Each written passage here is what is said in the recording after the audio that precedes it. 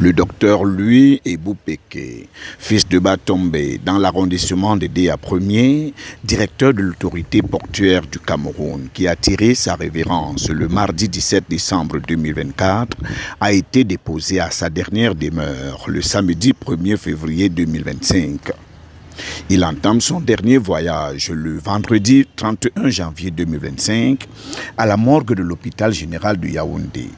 Après un office religieux à la paroisse Arna dans la même ville, le cortège funèbre s'est ébranlé vers son village Sizabatombe et Déa 1er, département de la Sanaga-Maritime.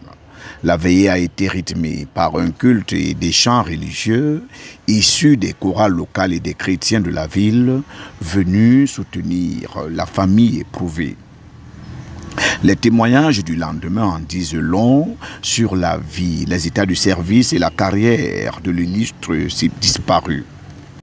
On ne peut pas douter du chagrin d'une belle famille lorsque cette dernière perd son beau-fils, et pas n'importe lequel. Le docteur Louis Ebou-Peke, que moi je connais depuis 42 ans, quand il est venu prendre ma sœur, j'étais là ce jour-là, était quelqu'un de spécial. De spécial. Dans mon témoignage, j'ai parlé de son oblativité. C'est quelqu'un qui aimait donner. Et on garde aussi de lui le souvenir, au-delà de son caractère affable, le souvenir de quelqu'un qui aimait la joie de vivre, qui partageait la joie de vivre. Et comme je l'ai dit, nous les Lauréats, nous sommes reconnaissants par rapport à la manière dont il nous a gardés, parce que comme j'ai dit, ce n'était même plus notre beau-frère, c'était déjà notre frère, et il connaissait toute notre localité. Il connaissait toute notre localité. Vous imaginez donc que notre chagrin est immense. Le chagrin de la belle famille est immense, et j'ai remercié la belle famille de l'accueil qui nous a été réservé. Nous allons continuer de pleurer notre beau-frère.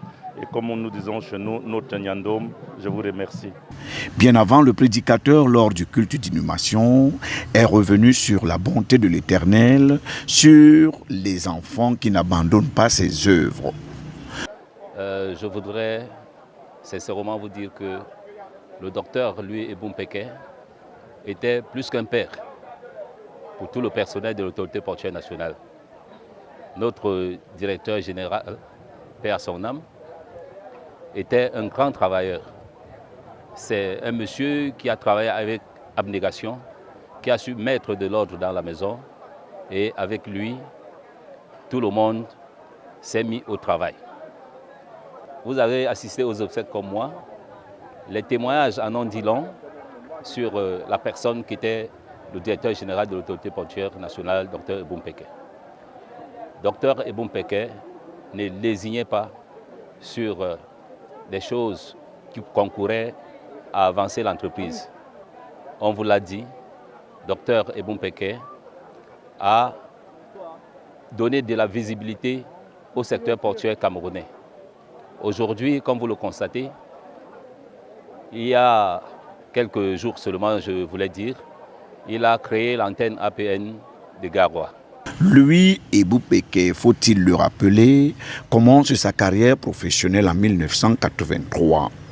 Du FONADER à l'autorité portuaire du Cameroun, en passant par le Crédit Agricole, SIAC Izembek, Union Bank of Cameroun, l'ONG et Philworld Foundation, pour ne citer que cela, l'homme a toujours été remarqué par son dynamisme, sa proactivité et surtout son expérience atypique.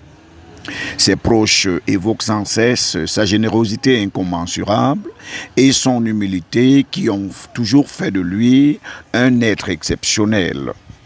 Présent sur le site des obsèques ce jour, le représentant du chef de l'État là, pour ses multiples services rendus à la nation camerounaise élevée au rang d'officier du mérite camerounais.